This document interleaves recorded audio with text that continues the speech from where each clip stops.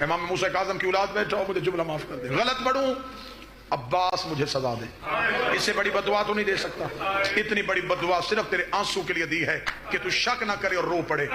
امام کو قید خانے میں کمرے میں نہیں رکھا گیا، انہوں نے زندان کے اندر ایک کنواں کھودا۔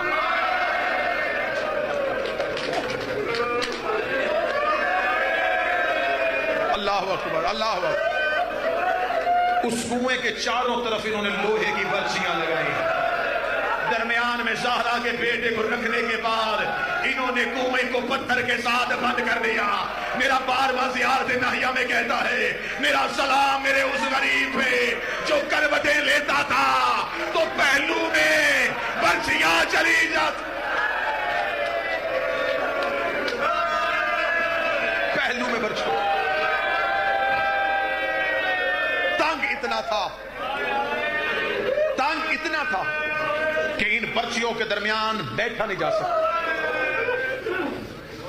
چھت اتنی چھوٹی تھی، کھڑا نہیں ہوا جا سکتا۔ 14 میں سے 13 سال رکوع کی حالت امام کے بزرگ۔ ان ملعونوں نے یہ بندوبست کیوں کیا؟ یہ طاقت امام سے واقف تھے، یہ معجزات امام سے واقف تھے۔ اس کنویں کے اوپر انہوں نے ایک کمرہ بنایا، اس کمرے میں ایک چھوٹی سی کھڑکی تھی جو بازار میں کھلتی تھی۔ جو امام کے زندان کا داروغہ تھا وہ اس کھڑکی میں بیٹھتا تھا، بازار سے لوگ گزرتے تھے۔ ایک دن ایک ایوب نامی شخص بازار سے گزرا، اس نے دیکھا کہ داروغہ کھڑکی میں بیٹھا رو رہا۔ یہ قریب گیا، اس وقت جتنی میرے پاس معلومات ہیں وہ یہ بتاتی ہیں کہ ہمیشہ قیدیوں کے زندان میں وہ سپاہی پہرے پہ کھڑا کیا جاتا ہے جو سخت دل ہو تاکہ اسے قیدی پہ رحم نہ آئے۔ تو داروغہ ہو کے رو رہا ہے؟ داروغہ نے کھڑکی پہ سر مار کر دعا کر مجھے موت آ۔ اس ایوب نامی شخص نے جس نے یہ روایت کی، اس نے کہا کیوں ایسا کیا ہوا؟ اس نے کھڑکی میں جو بات کہی ہے، اس نے کہا 13 سال ہو گئے اس زندان میں ایک قیدی، میری اس پہ ڈیوٹی، میں ہر صبح جب ڈیوٹی پہ آتا ہوں میں سلام کرتا ہوں، یہ صرف سلام کا جواب ہے، پھر میری اس سے کوئی بات نہیں ہوتی۔ یہ حکومت کو کوئی مخصوص کہتی ہے۔ اس نے کہا پھر آج کیا ہوا ہے؟ اس نے کہا آج میں صبح جب اپنی ڈیوٹی پہ آیا ہوں 13 سال بعد اس کے زندان سے آواز آئی تیری کوئی بیٹی ہے؟ وہ کہتا میں نے منہ زندان پہ رکھ کے کہا ہاں میری بیٹی۔ رو کے کہتا میں نے 13 سال میں تجھ سے کچھ نہیں مانگا، ہو سکے اپنی بیٹی کو زندان میں لے کے آ، وہ تھوڑی دیر مجھ سے باتیں کرے۔ میں نے کہا بیٹی میری ہے، تجھے کیا ملے گا؟ رو کے کہنے لگا میں بیٹیوں سے ترس گیا۔ اجرکم اللہ۔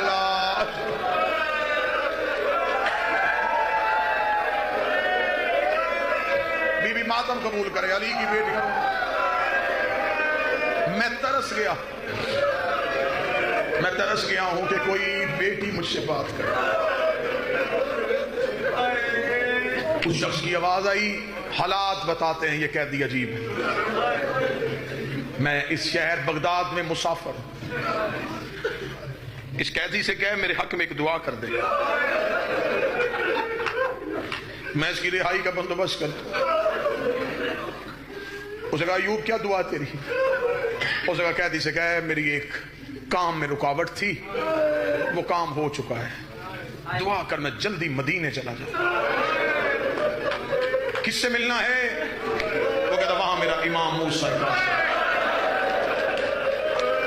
اس سے کہ دعا کر میری امام سے ملاقات ہو جائے۔ اتنا کہنا تھا یا زندان سے موسیٰ کاظم کی آواز آئی ایوب کل تیری دعا قبول ہو جائے گی، ایک کام تو بھی کرنا، زندان میں ایک کفن کا ٹکڑا لے کے آنا۔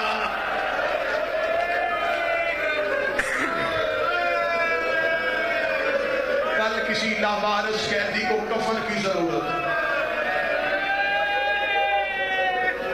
24 اور 25 رجب کی درمیانی شب تھی، مولا کے زندان کا دروغہ کہتا ہے آدھی رات کے وقت مجھے موسیٰ کاظم کی آواز آئی، دیکھ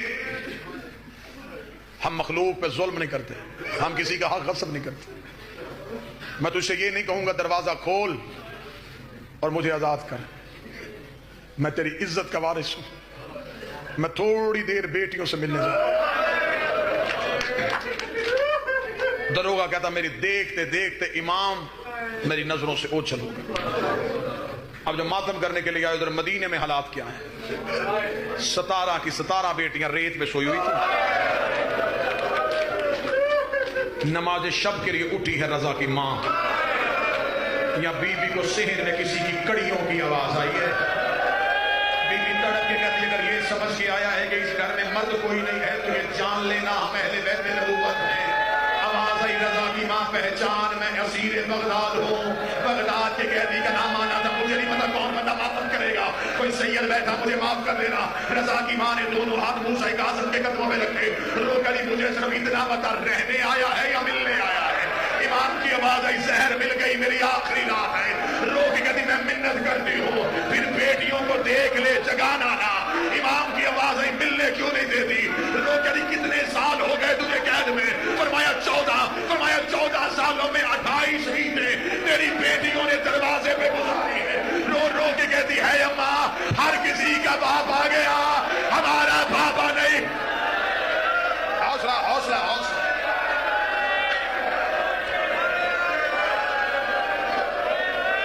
مولا میری منت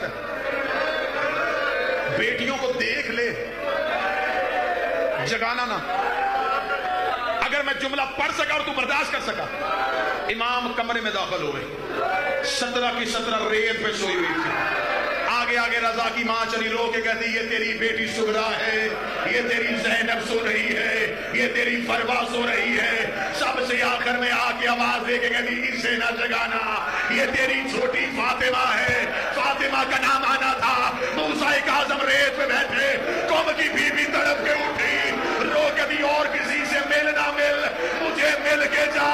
میں نے قوم کی پہاڑیوں پہ رول رول کے مر جانا. اور میرا بغداد کا قیدی, اور میرا 14 سال کا. حوصلہ حوصلہ حوصلہ حوصلہ. مالک پرشا قبول کر, محمد کی بیٹیاں گریا قبول کر. دستار امامت امام رضا کے حوالے کیا. امام واپس زندان میں پہنچے. امام کا واپس زندان میں آنا تھا. کمینے نے سپاہی سے کہا زہر دیے ہوئے دن زیادہ ہو گئے, دیکھ موسیٰ کاظم کس حالت میں ہے. کمینے نے زندان میں اتر کے کہا وہ تو ابھی تک رکوع میں ہے. میں غلط پڑھوں, بیوی مجھے جملہ معاف نہ کرے. سید و آخری جملہ پڑھنے لگا ہو, مجھے جملہ معاف کر دینا. اس ملعون نے کہا اگر آج رات شیعوں کا امام شہید نہ ہوا میں صبح کو تمہیں کوئی انعام نہیں دوں گا. اس بے غیرت کو انعام کا لالچ تھا, نام اس کا صدیق ملعون تھا. یہ لوہے کا تازیانہ لے کے زندان میں چلا گیا. اس نے امام پہ تازیانوں کی بارش شروع کی. باہر سے دوسرے کی آواز آئی چھوڑ دے.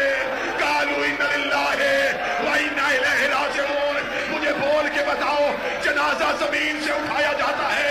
میرا بارواں کہتا میرا سلام میرے اس قیدی پہ جس کا لاشا زنجیروں سے نکالا گیا ہے, جس کا لاشا پرچیوں سے کھینچا